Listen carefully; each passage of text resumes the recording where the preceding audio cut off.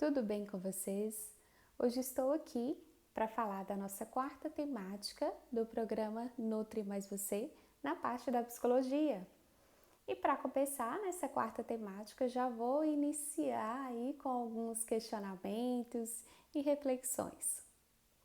Você que está aí me escutando agora, você cuida do seu corpo, exercita o seu corpo por amá-lo ou por odiá-lo? Alimente-se do que te faz bem. Do que você alimenta os seus pensamentos? Só serei feliz se eu for magro. Corpo bonito. O que seria um corpo bonito? Seria aquele corpo estabelecido ou dentro dos padrões da sociedade, digamos assim, ou seria aquele corpo que tem uma pessoa feliz dentro dele?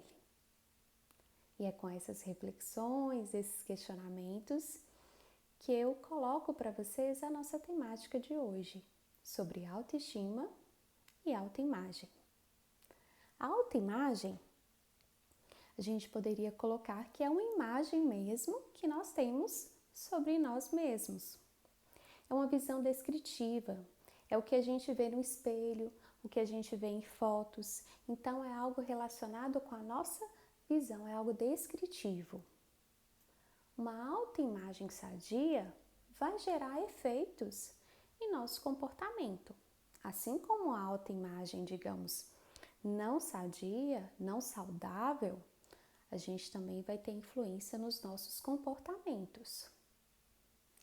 A autoestima já traz um outro conteúdo. Enquanto a autoimagem é uma visão descritiva, a autoestima traz uma visão avaliativa, ou seja, digamos assim, o quanto eu gosto ou não gosto da avaliação que eu faço sobre mim mesma. Autoestima não está relacionado com físico, não está relacionado com vaidade, nem com o que a pessoa aí se mostra. Está relacionado com sentimento. Então, tomem cuidado, não se iludam. Ah, tal pessoa se veste bem, coloca colar, coloca uma blusa bonita. Nossa, ela deve ter uma autoestima elevada. Não se iludam com isso, tá ok? Porque a autoestima não está relacionado com o físico, ou seja, como a pessoa se mostra. Está relacionado com o sentimento, a avaliação que ela faz sobre ela mesma. E a gente tem alguns sinais quando essa autoestima ela está baixa. Temos, por exemplo, o sentimento de inferioridade. Temos também uma valorização em excesso de defeitos.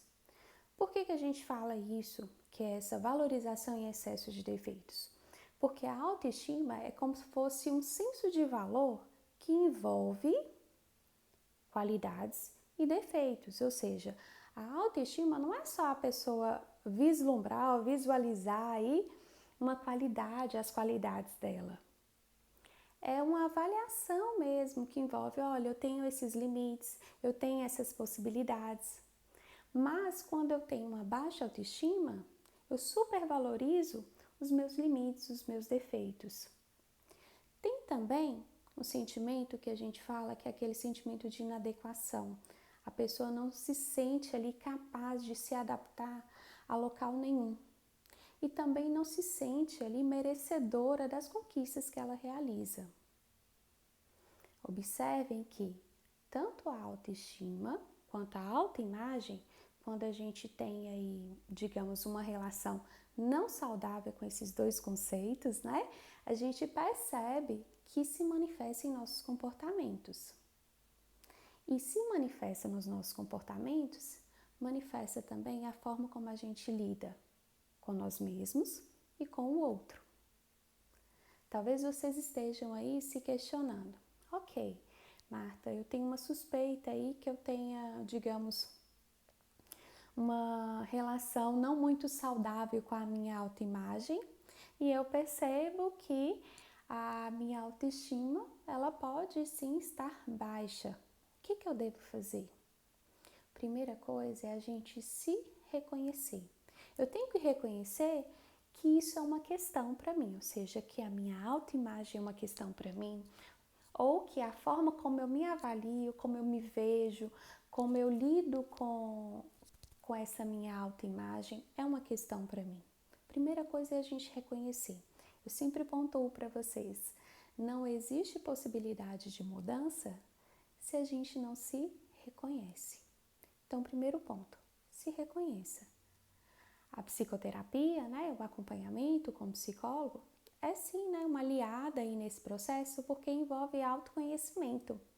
Percebem que autoimagem e autoestima está relacionado claramente com autoconhecimento.